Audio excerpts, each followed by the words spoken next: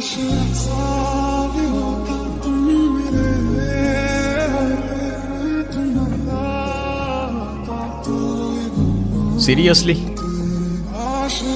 আমি না বুঝতেছি না তুমি এরকম কেন করতেছো। বিএসসির জন্য আমার কানাডাতে স্কলারশিপ সহ সবকিছু রেডি ছিল। তুমি বললা এখন গেলে নাকি আমি তোমাকে হারাবো। তারপর তুমি বললা তোমার বাবা বলছে যে বেকার কোনো ছেলের সাথে বিয়ে দিবে না। আমি সবকিছু ছেড়ে আমার বাবার বিজনেসে বসা শুরু করলাম, যেটাই আমার এতটুকু ইন্টারেস্ট ছিল না। আমি আমার সব ইচ্ছা ছেড়ে তোমার জন্য পারফেক্ট হওয়ার চেষ্টা করলাম। তারপর কিসের কমতি থেকে গেল যে তুমি আজকে এঙ্গেজমেন্ট রিংটা ফেরত দিয়ে দিচ্ছ? আমার মনে হচ্ছে না আমাদের একসাথে থাকাটা পসিবল। That's it. তোমার মনে হচ্ছে না আমাদের একসাথে থাকাটা আর পসিবল? What about me? আমার কি মনে হচ্ছে সেটার কোনো ভ্যালু নাই? আমার সাইডটা কে দেখবে রুহি? এত কথা বাড়ানোর কোনো মানে নেই, অযথা সময় নষ্ট করো না। এরকমটাই করার হইলে আমার লাইফটা কেন নষ্ট করলা? নাকি হুট করে এখন বেটার কাউকে পেয়ে গেছো? তোমার যা ভাবার তুমি তাই ভাবতে পারো, আমার কোনো প্রবলেম নেই। আরে প্রবলেম তোমার থাকবে কেন? প্রবলেম তো তোমার ক্যারেক্টারে। আর আমার লাখের প্রবলেম যে তোমার মতো একটা মেয়েকে ভালোবাসছে।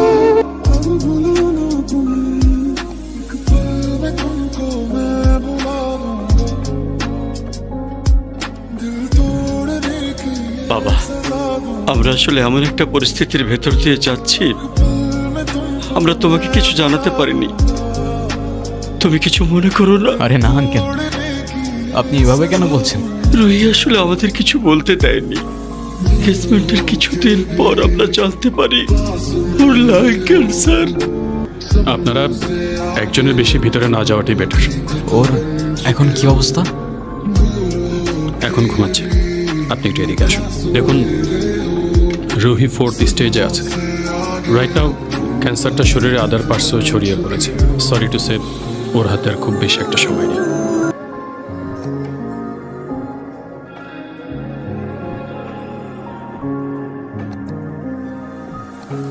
দেড় বছর হয়ে গেছে। কিসের? প্রতিদিন তোমার এখান থেকে ভার্সিটিতে নিয়ে যাই, আবার এনে ড্রপ করি। হ্যাঁ তো। আমি কি রাইড শেয়ার করি? না। তাইলে তেলের টাকা তুমি দাও। না, কেন লাগবে? দিব। মারবো একটা। আচ্ছা, তোমার কি আমার ইফোর্টস গুলো চোখে পড়ে না নাকি? তুমি কি বাই এনি চান্স আমাকে প্রপোজ করতেছো? I guess yes. দম নাই, এভাবে কেউ প্রপোজ করে? কত করে? 50 টাকা। আচ্ছা না,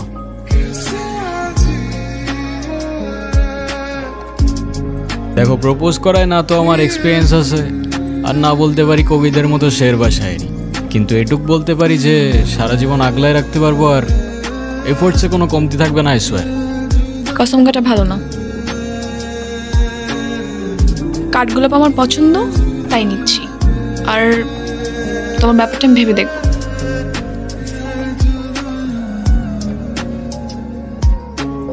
আমাকে মাফ করে দিও রুহি, আমি না বুঝেই তোমাকে অনেক কথা বলে ফেলছি।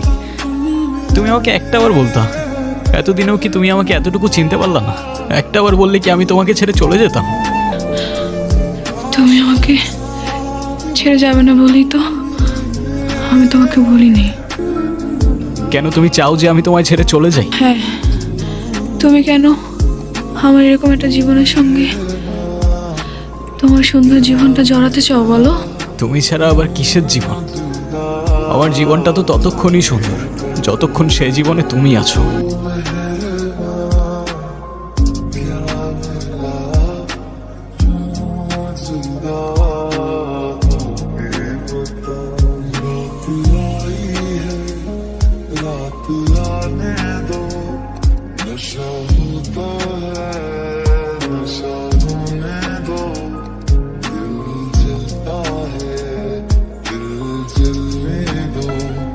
অযথা এসব কেন করছো রেহান? অযথা করছি? অযথা নয় তো কি, আমি আর কদিনই বা বাঁচবো? আমরা কে, কতদিন আর কতক্ষণ বাঁচবো সেটা কি আসলেই আমরা জানি রহি? হিসেব করে লাভ কি বলো? যতক্ষণ নিঃশ্বাস আছে ততক্ষণ না হয় সেই মুহূর্তগুলোকে ঘিরেই বেঁচে থাকি। আজকে আছি, কালকে তো নাও থাকতে পারি, বলো? শুধু শুধু মায়াটা কেন বাড়াচ্ছ? মায়া বাড়ালে যে কষ্টটাও বাড়ে। তাহলে তো খুব চিন্তার বিষয়। দাঁড়াও, এক্ষুনি তোমার মন ভালো করে দিচ্ছি। তুমি কি ভিডিও করতেছো? Yes sir. আমি তোমাকে ছবি তুলতে বলছি, ভিডিও করতে বলিনি। তুমি যে আমার সাথে এত দূরে আসছো তোমার বাসায় যদি জানতে পারে? কিভাবে জানবে? কে বলবে? যদি আমি বলে দেই? আই না, একদম না। বাসায় জানলে আমার খবর আছে। তো ফিউচার রুহিকে তোমার কিছু ইচ্ছার কথা বলো, তাই ও দেখে নিতে পারবে যে তোমার ইচ্ছাগুলো আদৌ পূরণ হইল কিনা। ইচ্ছে? আমি তো সেভাবে কোনো ইচ্ছে ভাবিনি। তো এখন ভেবে বলো। আচ্ছা, কোনো এক বিকেলে আমি তোমার সঙ্গে সমুদ্র দেখব। এই সমুদ্রের পাড়ে দুজন মিলে সন্ধ্যাবেলা ফানুস উড়াবো। আচ্ছা, আর সমুদ্র আমার অনেক প্রিয়। অনেক অনেক মজা। এই নাও তোমার বিকেল, আর ওই যে রইল তোমার সমুদ্র। চোখ বন্ধ করো।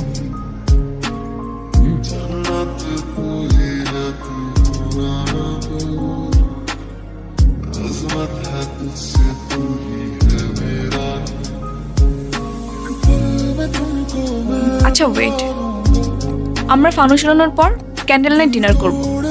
সাথে থাকবে সমুদ্রের ঢেউ, আর বাতাসে থাকবে কাঠগোলাপের সুবাস। কেমন হবে? আচ্ছা, তো ফিউচার রুহি শুনতে পাচ্ছ? তোমার ইচ্ছাগুলো পূরণ হইল কিনা আমাদের জানিও কিন্তু।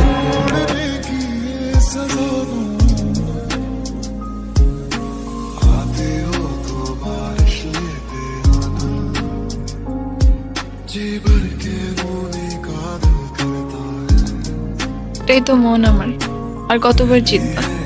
যতবার জিতলে এটা বোঝানো যায় যে আমার জীবনে না তোমার আগে কেউ ছিল, আর না পরে কেউ থাকবে। এতটা ভালোবাসো আমায়? মুখে যাই বলি না কেন, আমার মনে হয় আমার মানুষটা আমারই থাকুক, সে যেন আমাকে কখনো ভুলে না যায়। শুধু তোমারই থাকবো রুহি, কখনো ভুলবো না। আমি অনেক লাকি যে তোমার মতো একটা মানুষ আমার লাইফে আসছে। আমার সব স্বপ্ন পূরণ হয়ে গেল। এই কিছু মুহূর্তে মনে হচ্ছে 1000 বছর বেঁচে থাকার স্বাদ পেয়ে গেলাম।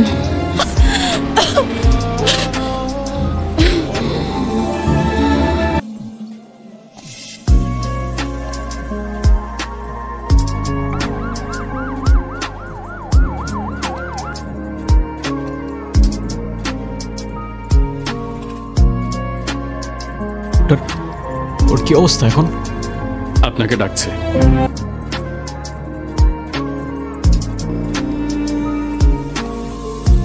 কি ব্যাপার, তুমি কাঁদতেছো কেন? আরে আমি আছি তো। আরে না, কই কাচ্ছি না তো। কাজী ডাকছো? সবাই আসছে? হ্যাঁ, আসছে তো। ডাকো সবাইকে।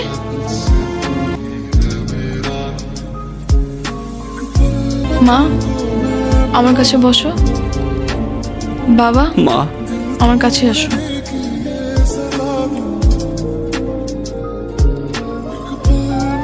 রেডি? অলওয়েজ।